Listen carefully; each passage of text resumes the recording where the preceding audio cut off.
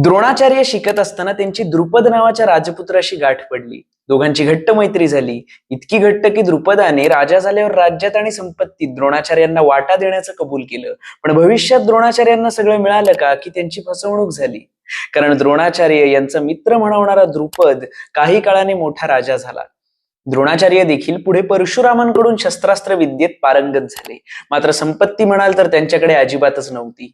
द्रोणाचार्य यांची पत्नी म्हणजे कृपी, या दोघांचा मुलगा म्हणजे अश्वत्थामा. हा अश्वत्थामा श्रीमंतांच्या मुलांना दूध पिताना बघत असे. मात्र द्रोणाचार्य दरिद्री असल्याने तो पिठाचं पाणी दूध समजून प्यायचा.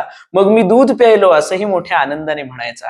हे पाहून सगळे त्याच्यावर हसायचे. द्रोणाचार्यांना मात्र याचा संताप आला. त्यांना आपला मित्र द्रुपदाची आठवण झाली. आपल्या कुटुंबाला घेऊन ते द्रुपद राजाकडे गेले. त्याला संपत्ती आणि राज्यातील वाटा देण्याविषयी आठवण करून दिली. हे ऐकताच द्रुपद संतापून द्रोणाचार्यांना म्हणाला, ज्याच्याजवळ वैभव नाही तो माझ्यासारख्या वैभवशाली राजाचा मित्र होऊ शकत नाही. तुला काहीही मिळणार नाही. पूर्वी आपली मैत्री एकमेकांना गरज होती म्हणूनच होती.